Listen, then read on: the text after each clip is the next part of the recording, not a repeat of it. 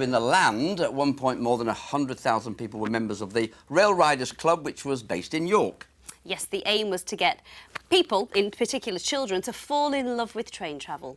Well, now an enthusiast from Thirsk has snapped up the club so he can take it back to the tracks again. Former member Tom Ingall, of course, he remembers it well. Great things happen in man caves. Right now, in Thirsk, Simon Buxton is dusting off a whizzer of an idea from the 1980s.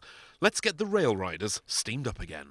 It was such a big thing in our childhood. Those that were in the early ages in the 1980s, from 81 to 91, they're all middle-aged now, and it's like reliving the youth.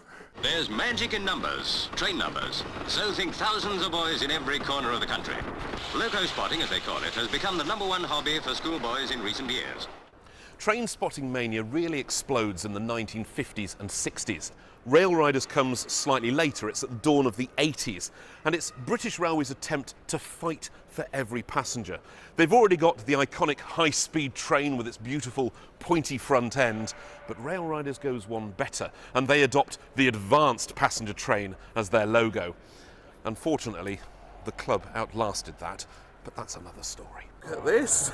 There you go. go. So excited to see one.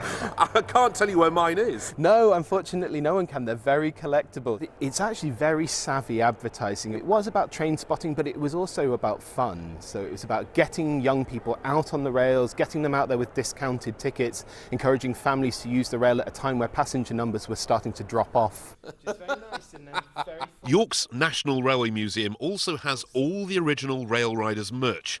Well, nearly all. It doesn't have the iconic wall banner and sticker chart. It was about 7 feet long, was it? It's about that, yeah. And on the top had all the places where you got your stickers from.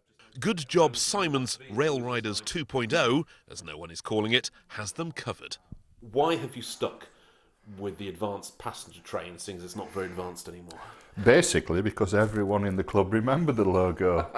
And the thought was, if you're going to bring it back, you might as well bring it back with the original logo. So far, 500 folk have signed up for the reborn Rail Riders.